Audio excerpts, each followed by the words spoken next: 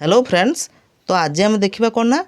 Educational management जो रोचे है कि तार कॉन्सेप्ट रोचे आ तार जो टाइप्स रोचे है कि तार ऊपर कौन आम ना 30टा मल्टीपल चॉइस क्वेश्चन नहींचु है कि यह तो जानते एजुकेशनल मैनेजमेंट गोटे बड़ विषयटे नुहे कि तो आम परवर्ती क्लास एपर सब मल्टीपल चॉइस क्वेश्चन सब आणबू। तो आज जो 30टा मल्टीपल चॉइस क्वेश्चन नहींचु ताक आम डिस्कसन करवा। ठीक अच्छे। 1 नंबर प्रश्न कौन कहला ना educational management includes the process like educational management क्यों कौन प्रोसेस को इनक्लूड करुच्ची ना प्लानिंग ऑर्गेनाइजिंग डायरेक्टिंग ना ऑल ऑफ द एबव। कौन एटा करेक्ट आंसर कौन बाहर ना ऑल ऑफ द एबव हम तासह ये कौन कौन करे से लक्ष्य करंतु ना प्लानिंग रोची ऑर्गेनाइजिंग रोची डायरेक्टिंग रोची आउ मध्य मन रखी रहे कौन रहे ना कोऑर्डिनेटिंग कौन रही था ये कोऑर्डिनेटिंग रहे कंट्रोलिंग रहे। ठीक अच्छे। कोऑर्डिनेटिंग कंट्रोलिंग डिसीजन मेकिंग है कि कौन रहे ना डिसीजन मेकिंग रहे है तासह आउ गोटे रहे मॉनिटरिंग एटा मन रखी थे। ठीक अच्छे। कौन रहे ना मॉनिटरिंग रहे। ठीक अच्छे। तासह आउरी रही था कौन ना मोटिवेटिंग मन रखी थे कौन रहे ना मोटिवेटिंग ए रही था आउ गोटे रही था कौन ना इभालुएटिंग है कि इभालुएटिंग रही था। ठीक अच्छे। ये सब गुड़ाक एजुकेशनल मैनेजमेंट अंडर आसूची। तार जब करेक्ट आंसर आम लक्ष्य करवा कौन रोचे ना ऑप्शन नंबर 4 हम ऑल ऑफ द एबव। ठीक अच्छे। तापर प्रश्न 2 नंबर कौन कहला authoritative administration is based on authoritative एडमिनिस्ट्रेशनटा क्या बेस हो। ठीक अच्छे। अथॉरिटेटिव एडमिनिस्ट्रेशन माने हूँ कौन मन करंतु गोटे स्कूल अच्छी है कि स्कूल हो बा जेकोसी गोटे संस्था हो तार से स्कूल रो जहाँ भी सबू डिसीजन जे स्कूल रो हेड जी है किए जे प्रिंसिपल जी से ही नब। ठीक अच्छे। स्कूल रो समस्त डिसीजन से प्रिंसिपल नब अन्य टीचर मान को पचारिबा मध्य किसी आवश्यक नहीं। स्कूल रे टेक्स्ट बुक रिलेटेड हो बा परीक्षा रिलेटेड हो आनुअल स्पोर्ट्स हो ता सहित फंक्शन हो जहाँ भी हो स्कूल रे कार्यकलापर से सबूर डिसीजन केवल प्रिंसिपल नब। ठीक अच्छे। अन्य टीचर मान टोटाल पचारिब नहीं। बुझी। तो सही रोचे हेड बा जेकोसी संस्था रे जे हेड जी से ही डिसीजन नब आ तार एम्प्लॉय मानक पचार किसी आवश्यक करिवो नहीं है। यहाँ हूँ कौन आपणकर ना अथॉरिटेटिव एडमिनिस्ट्रेशन बा अथॉरिटी मैनेजमेंट कह जाए था। देखा कौन ऑप्शन देखा ना म्यूचुअल शेयरिंग शेयरिंग होता है कि होई न थाए डिक्टाटरशिप मान हूँ एकछत्रवाद है। करेक्ट आंसर ओडिया हूँ कौन एकछत्रवाद बुझीपार ता अर्थ कौन बोथ हेनी नन हेन तो करेक्ट आंसर कौन हम ऑप्शन नंबर 2। तापर 3 number school time table means school रो टाइम टेबल रो अर्थ हूँ कौन ना school working hours activities in school school controlling ना नॉन। ठीक अच्छे। तो टाइम टेबल अर्थ हूँ कौन स्कूल टाइम टेबल अर्थ हूँ कौन ना school working hours correct answer कौन हो ऑप्शन नंबर 1। तापर 4 नंबर the major problem of making the school management effective मुख्य प्रॉब्लम कौन हो स्कूल मैनेजमेंट को इफेक्टिव करिबारे कौन ना low literacy rate high drop out rate weak management ना नॉन। ठीक अच्छे। तार करेक्ट आंसर हो कौन ऑप्शन नंबर 3 वीक मैनेजमेंट। ठीक अच्छे। मुख्य प्रॉब्लम हो कौन स्कूल मैनेजमेंट को इफेक्टिव करिबारे जे कौन ना वीक मैनेजमेंट। ठीक अच्छे। 5 number democratic administration is based on democratic administration टा कहाँ पर बेस होती डेमोक्रेटिक एडमिनिस्ट्रेशन माने हूँ कौन से एका कथा मन कर गोटे स्कूल अच्छे है कि स्कूल रे कौन ना प्रिंसिपल अच्छा तार हेड मीटिंग बसो प्रिंसिपल अच्छा हेड मन करूँ मीटिंग बसला प्रिंसिपल अच्छा टीचर मैंने अच्छा स्कूल जहाँ भी रिलेटेड सब कम रोचे है स्कूल रे जहाँ भी सब कार्य होता है कि से सब कौन बस मीटिंग बसो है कि जो मैंने अधिक मत देवे है कि मन रखि जो मैंने बेसी मत देवे से ही हिसाब से डिसीजन नियाजिवो। बुझुस तो माने जोटा आम कौन ना भोटिंग पावर जोटा अधिक रहिबो बुझुस तो सहीटा हूँ कौन ना डेमोक्रेटिक एडमिनिस्ट्रेशन। ठीक अच्छे। तो देखा कौन डिक्टाटरशिप एकछत्रवाद हम ना हम कौन ना म्यूचुअल शेयरिंग तो करेक्ट आंसर कौन हम ऑप्शन नंबर 2। तापर 6 नंबर प्रश्न कौन कहला which is the characteristics of authoritative administration मान हूँ कौन एकछत्रवाद जोटा आमर कह जाए डिक्टाटरशिप एकछत्रवाद आसी डिसिप्लिन तो बहुत मात्रा रही है कारण तार डिसीजन किए नब से जड़े ही नब नुह कि सप्रेसन द सबर्डिनेट मान हूँ कौन तलिया कर्मचारी जो मैंने है कि से कौन कर सप्रेसन होता है कि तो आर करेक्ट आंसर कौन हम ऑल ऑफ द एबव हम है कि कारण एमाने भी सप्रेस कहीं हे तलिया कर्मचारी मैंने कारण एमाने पचारि पारे सिनियर को जे कहीं पूरी डिसीजन सब निला ऊपर जहाँ डिसीजन निजे करदे बाध्य है कि ऑल ऑफ द एबव तापर कौन 7 number A successful criterion for effective school management ठीक अच्छे सक्सेसफुल क्राइटेरियन हूँ कौन इफेक्टिव स्कूल मैनेजमेंट पाई कौन ना to get planned target improve performance stress for future performance ना नॉन ठीक अच्छे तो आर करेक्ट आंसर जब आम लक्ष्य करवा कौन रोचे ना ऑप्शन नंबर 2 इम्प्रूव परफॉर्मेंस तापर नेक्स्ट क्वेश्चन देजी कौन 8 number हुच is not a type of administration एमान मध्य कौटा एडमिनिस्ट्रेशन नुहे कौटा अथॉरिटेरियन डेमोक्रेटिक लेसेस फेयर है कि लेसेस फेयर गोटे वन टाइप ऑफ एडमिनिस्ट्रेशन जानी था कारण आम अथॉरिटेरियन पढ़ले डेमोक्रेटिक पढ़ले इंस्ट्रक्शन नुहे है कि इंस्ट्रक्शनल नुहे लेसेस फेयर है कि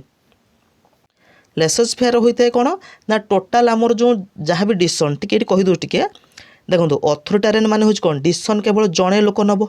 नुहे कि डेमोक्रेटिक डिसीजन किए नब जोटा अधिक भोट जोड़ा दिज्व बा अधिक मत जोड़ा जीव नुहे कि लेसेस फेयर कौन डिसीजन किए नियंती ना एम्प्लॉई माने बा जो तार कर्मचारी माने से ही छाड़ दि जाए है कि तो सेटा हूँ लेसेस फेयर रे तो इंस्ट्रक्शन नुहे एठी तो करेक्ट आंसर हूँ आपंकर कौन ऑप्शन नंबर 3 तापर 9 नंबर कौन to bring harmony among all the elements of a programme है कि समस्त जो एलिमेंट रोज गोटे प्रोग्राम रे सेमान मध्य हार्मोनी आनियापाई सेमान मध्य हार्मोनी आनियापाई कौन करा जीवो ना ता कौन कहा जाए प्लानिंग कोऑर्डिनेटिंग कमांडिंग ना ऑर्गेनाइजिंग ठीक अच्छे तार करेक्ट आंसर कौन करा जाए ताको ना कोऑर्डिनेटिंग कौन होता है ना कोऑर्डिनेटिंग ठीक अच्छे तापर effective school environment is mostly affected by effective school environment is mostly affected by क्या द्वारा अधिक इफेक्टेड होता है ना meeting people needs empowering staff friendly environment ना मंथली मीटिंग तो आर करेक्ट आंसर आपंकर हूँ कौन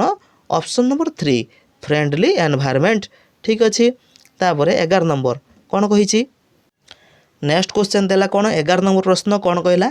the function of educational management and administration is educational management एवं एडमिनिस्ट्रेशन फंक्शन कौन ना नॉन इंस्ट्रक्शनल टास्क ना बोथ ना नॉन ठीक अच्छे देखो एजुकेशनल मैनेजमेंट अंडर रे आपनकर दुईटा भी आसता है कौटा इंस्ट्रक्शनल एवं नॉन इंस्ट्रक्शनल करिकुलर एवं को करिकुलर दुईटी आसता है तो करेक्ट आंसर कौन हम ऑप्शन 3 बोथ ठीक अच्छे तापर नेक्स्ट देखिए 12 नंबर कौन कहला रेस्पेक्ट ऑफ ओपिनियन अन्य मानकर ओपिनियन को रेस्पेक्ट जनइबा केउं प्रकार एडमिनिस्ट्रेशन मध्य आसुची डेमोक्रेटिक इंस्ट्रक्शनल ना अथॉरिटेरियन ना नॉन ठीक अच्छे तार करेक्ट आंसर कौटा आपंकर अन्य मानकर जो ओपिनियन को रेस्पेक्ट जनइबा कौटा हूँ ना डेमोक्रेटिक आसी था नुह कि तापर आ जदि क्वेश्चन पचारिबो जे बॉस है कि बॉस बोली जो संबोधन कही जहाँ निष्पत्ति बॉस नब तो हेटा आसबे आपनकर अथॉरिटेरियन रे एटा मत जानि थांतु ठीक तापर नेक्स्ट 13 नंबर कौन कहला supervision is not to control the teacher but to work cooperatively ठीक अच्छे supervision is not to control the teacher but to work cooperatively यह किए कही ना मन रखते ऑप्शन नंबर 3 हॉएंड फॉरसिथ ठीक अच्छे तापर 14 नंबर कौन कहला इन टीचिंग लर्निंग प्रोसेस रे supervision is usually carried out by teaching learning process रे सुपरविजन साधारणतः कैरिड आउट क्या द्वारा होता है सुपरवाइज किए करिवो स्कूल रे सब जिनसर सुपरवाइज किए करिवो तार जे हेड से करिवो ना तो टीचर पेरेंट्स प्रिंसिपल ना सोसाइटी किए करिवो प्रिंसिपल ठीक अच्छे तापर नेक्स्ट क्वेश्चन देछि कोन 15 number to make arrangement is the part of डेस अरेंजमेंट करिवो कहार पार्ट गोटे ना प्लानिंग रो ऑर्गेनाइजिंग रो कोऑर्डिनेटिंग रो ना कमांडिंग रो तो कहार पार्ट एटा ना ऑर्गेनाइज सब जिनिस को ऑर्गेनाइज करवा है कि अरेंजमेंट करवा ठीक अच्छे तापर 16 नंबर कौन कहला the school headmaster is expected to school headmaster is expected to कौन ना hold daily meeting prepare the budget put into the operation the courses of study ना ऑल ठीक अच्छे तार करेक्ट आंसर होची कौन ऑप्शन नंबर 3 कौन put into operation the course of study 17 number we feeling prevails in which type of management we आमे जहाँ करबा आमे वी बोली संबोधनटा क्यों प्रकार मैनेजमेंट रे देखाई थाए ऑटोक्रेटिक डेमोक्रेटिक लेसज फेयर ना सेंट्रलाइज्ड ठीक अच्छे तो वी आमे जहाँ करबा संबोधन कौटी आसी थाए लक्ष्य करंतु कोटा वी माने कौन उभय स्कूल रे के प्रिंसिपल प्लस स्कूल टीचर नुह कि जे हेड जी एवं तार जे एम्प्लॉय माने समस्ते मिसी काम करे सेटा तो वही होउछ ना तो कोट रे आसी थाए डेमोक्रेटिक रे आसी थाए ठीक अछि देखो ऑटोक्रेटिक रे कौन होता है जड़े ही जे पावर कौन जन पाख रहा से स्कूल हेड जी से जहाँ कह सेमती रोचे नुह कि डेमोक्रेटिक कथा बुझे लिसज फेयर कौन रही है एम्प्लॉय मान सब जहाँ भी डिसीजन ने कौ मैंने ने एम्प्लॉय मैंने सेंट्रलाइज मान हूँ कौन पावर पावर केवल जन पाख तो वी एटी अर्थ कौटा बुझे ना डेमोक्रेटिक ठीक अच्छे तापर 18 नंबर आई फिलिंग प्रिभेल्स आई बोली शब्दर जो अर्थ जहाँ कह मु कहि आई है कि यह क्यों प्रकार मैनेजमेंट को दर्शाई थाए कौटा ऑटोक्रेटिक डेमोक्रेटिक लिसज फेयर ना सेंट्रलाइज्ड कौट दर्शाई थाए ऑटोक्रेटिक को बुझी तापर नेक्स्ट हूँ कौन 19 नंबर कौन कहला प्लानिंग इज डन प्लानिंगटा जो होता है taking into account the view points of the entire staff entire जो स्टाफ मान रोचंती सेमानकर व्यू पॉइंट अनुसार प्लानिंग करा जिवो है कि तो क्यों प्रकार मैनेजमेंट दर्शाऊँ ऑटोक्रेटिक डेमोक्रेटिक लिसज फेयर ना सेंट्रलाइज्ड क्यों प्रकार दर्शाऊँ डेमोक्रेटिक नुह कि अन्य जो जतिक आम एंटायर स्टाफ मैंने अच्छे से व्यू पॉइंट्स कौन रोचे है स्कूल रे जे प्रिंसिपल रोचे इंस्टीट्यूट जे हेड रोचे तार व्यू पॉइंट्स कि रोचे समस्त को लेकिन प्लानिंग करा कौट आसता है डेमोक्रेटिक रे तापर नेक्स्ट 20 नंबर कौन कहला planning is done by manager himself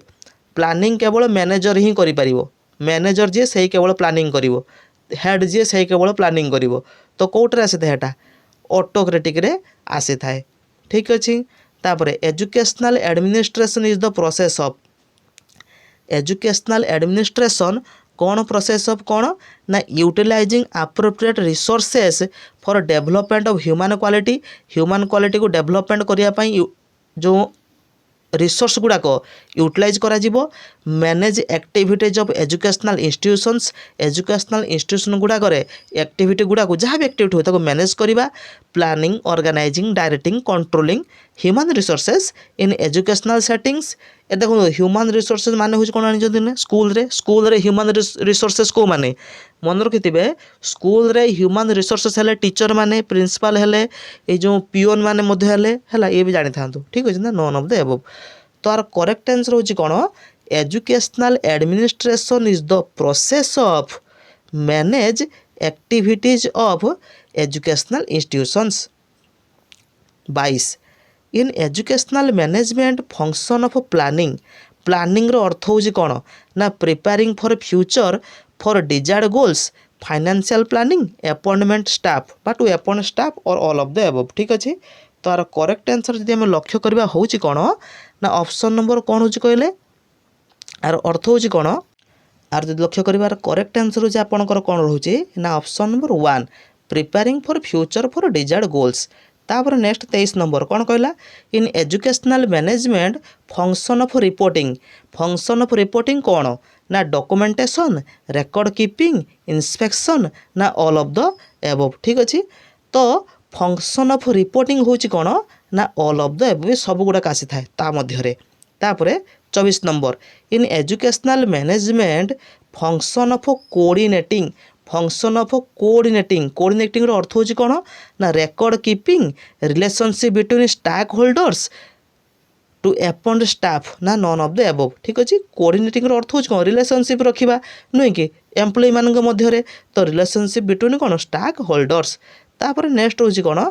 25 in educational management function of budgeting है फंक्शन ऑफ बजेटिंग रो अर्थ होची कौन बजेटिंग ता अर्थ होची कौन ना financial planning accounting control and expenditure ना ऑल ऑफ द एबव। तो जदि लक्ष्य करार करेक्ट आंसर कौन रोचे बजेटिंग अर्थ हूँ कौन सब गुड़ाक आसी थाए माने प्लानिंग आसीबो अकाउंटिंग आसीबो कंट्रोल एंड एक्सपेंडिचर आसीबो। तो करेक्ट आंसर कौन हम ऑप्शन नंबर 4 हम। तापरे 26 नंबर कौन कहला in educational administration autocratic administration. Autocratic administration अर्थ हूँ कौन ऑटोक्रेटिक माने हूँ कौन जे जड़े ही जहाँ डिसीजन नब से जड़े नब। देखिए कौन कही वन पर्सन इज रेस्पॉन्सिबल जड़े लोक ही responsible for running affairs of the institution. Institution रे जहाँ भी किसी कार्यकलाप होता गोटे लोक ही कौन रेस्पॉन्सिबल। टू पर्सन्स दुई जन लोक responsible for running affairs of institution. Institution जहाँ भी किसी कार्यकलाप होची दुई जन व्यक्ति रेस्पॉन्सिबल ना उभय ना नॉन। ठीक अच्छे ऑटोक्रेट कौन थाए से सिंगल जड़े लोक। तो करेक्ट आंसर कौन हम option number 1। 27 modern concept of educational management. Educational management modern concept कोटा मॉडर्न कॉन्सेप्ट कोटा ऑटोक्रेटिक डेमोक्रेटिक लेसज फेयर ना नॉन। तो करेक्ट आंसर होची कौन ऑप्शन नंबर 2 डेमोक्रेटिक। तापरे 28 नंबर in educational administration laissez faire administration अर्थ कौन। लेसज फेयर अर्थ हूँ कौन ना complete freedom to the group गोटे ग्रुप को संपूर्ण रूप फ्रीडम देदेबा अर्थात हूँ कौन ना जो एम्प्लॉय मैंने रोचंती है कि एम्प्लॉय मैंने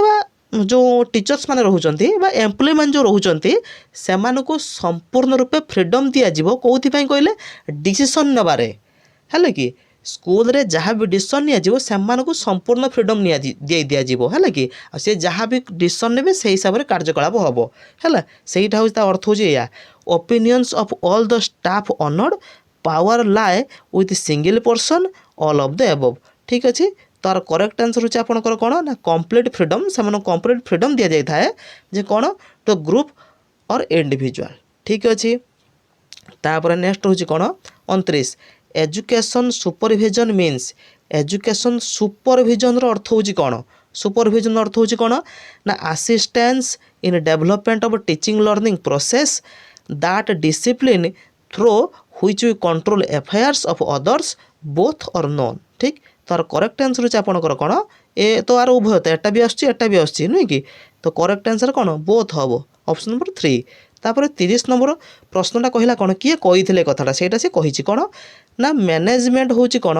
is the art of knowing exactly what you want to do and seeing that they do it in the best and cheapest way है। Management is the art of knowing exactly what you want to do and seeing that they do it in the best and cheapest way. किए कही ना FW Taylor कही। ठीक यही 30टा question जहाँ आम डिस्कसन करदे। नेक्स्ट क्लास को आर रिलेटेड आहरी मल्टीपल चॉइस क्वेश्चन जो डाउट थो देन आप कमेंट सेक्शन लिखिपारे।